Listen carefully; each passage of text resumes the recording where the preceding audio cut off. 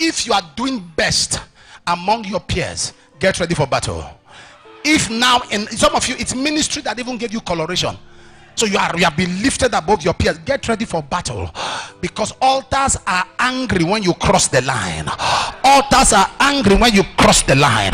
There are people who have crossed certain lines, so there are multiple battles all around them. They look at their elder brothers. Your elder brother now feed from you. Your elder sister now depend on you. Your elder uncles and aunties now depend on you, because there are altars of resistance. Something is standing to stop them. By the power of God, in the name of Jesus, today such evil altars are shattered. Such evil altars are shattered.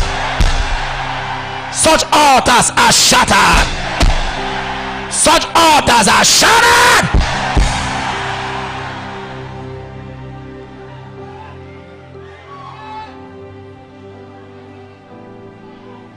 Barasa Dekoba Benesukapa. There are altars. There are so many of us. We have prayed, we have fasted, but there is a foundational yoke that says we can't cross the line. They have put a line they say cannot be crossed.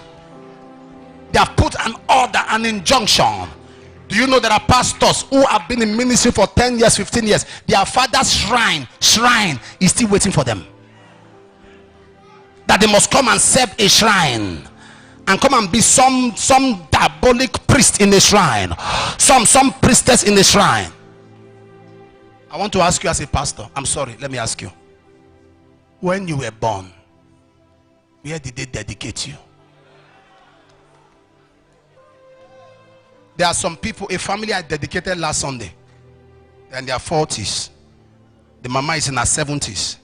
I had to dedicate them again. Where did they dedicate you? Be conscious about it. I had to drag them to the altar. I said, I want to rededicate you people. Some of you are looking at me, I'm sorry to say, where they dedicated you was a diabolic house. In quote, a spiritual house that they call the house of a prophet. Where were you dedicated? There are altars that are crying. Look at Moses. I don't think you had the kind of connectivity Moses had. Moses came down from the mountain and his face was shining. He needed a veil. That's the kind of connectivity. God said, whether there be a prophet, I speak to him in the dream. He said, but my servant Moses is not so. I speak to him mouth to mouth, face to face. Yet altars fought Moses, because Moses came from the tribe of Levi, and the tribe of Levi, nobody assesses Israel. The tribe of Levi, there was anger running the DNA. Moses was anyone who tells you Moses had temper issues is a liar.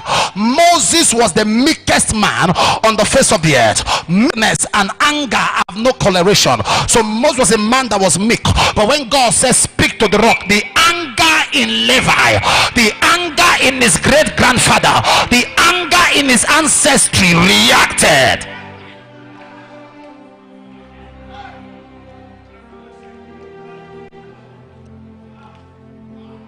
The anger, Exodus 2:1-2. A man from the house of Levi married a woman from the house of. So Moses was from the background of the Levite. And don't forget what Jacob said about them, Genesis 49. He says, Simeon and Levi are habitants of cruelty. He said, my soul, come not in their anger. They shall not be joined together in Jacob. They shall not get a portion in Israel. So that was why Moses didn't get a portion in Israel. In Genesis 49:19, one day Jacob looked. He said, God, a troop shall overcome you. What's a troop? A legion shall overcome you, but you shall overcome at the last. Genesis 49:19. He spoke to God. Mark chapter 5:1. A man in the descendant of the Gadarenes, a man from the tribe of Gad, was bound by a legion. This is what Jacob said. A troop, a legion held the man bound. A troop held the man bound. That man was from the descendant. I'm telling you the mystery of altars, the science of patterns. These things are real. I've seen ministers who are honest, who love God passionately, who do everything to follow God, but there are altars that are speaking against them.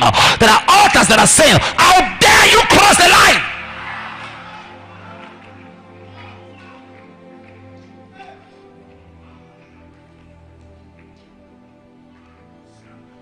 A pastor that was in this ministry was just some devil. All kinds of bad character. I decided to see the mom. When I disciplined, the mother came. The mother met me somewhere. And I said, Mommy, what is wrong with your son? God has given him a platform here. Nobody is fighting him. He's fighting himself, fighting everybody. The mother said, the father's people have caught up with him. I said, what? He said, that's how the father and the grandfather are. They always fight their helpers. Award was now people, when they help them, now then they fight. I say, really? Say, now so a papa be, and now that thing 9 kill him. Now so that one father be, and I even all the uncle now waiting they kill them. This guy was a preaching machine, but the thing came for him.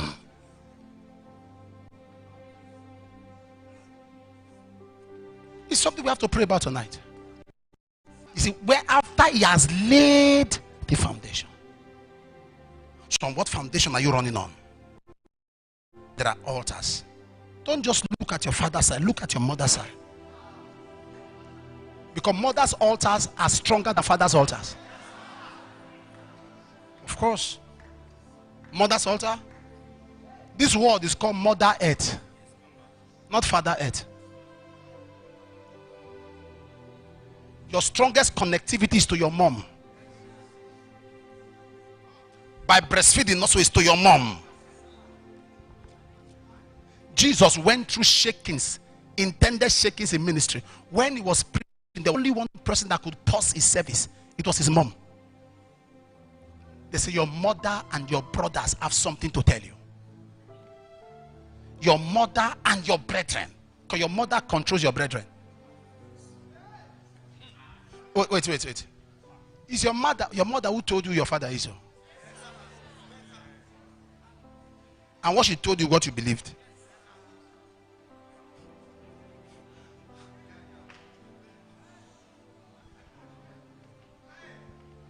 I wish I'm talking to somebody now. I don't know why. There are some points I have, but I don't know why I have a strong urge for us to spend time tonight to shatter altars. Somebody will go to mountain. We stay 21, they come back, things remain the same. Abba. When we serve a God who answers prayer, but there are altars that have been entered. Some of these altars were sealed with blood. Some of them were sealed with blood.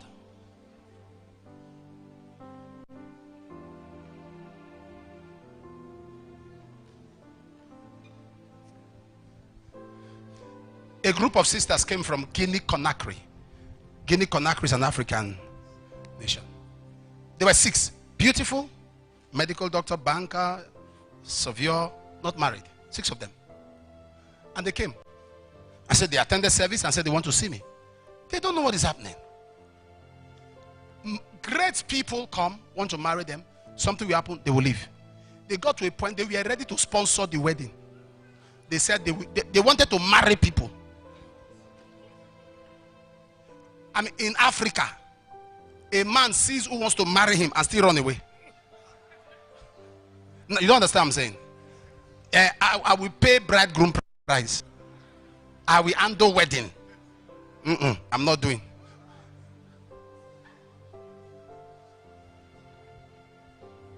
And we are praying.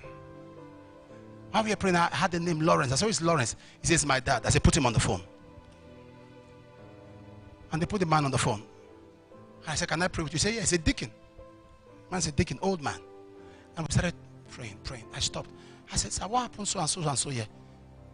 He said, man of God, I'm an old man. I can't remember anything.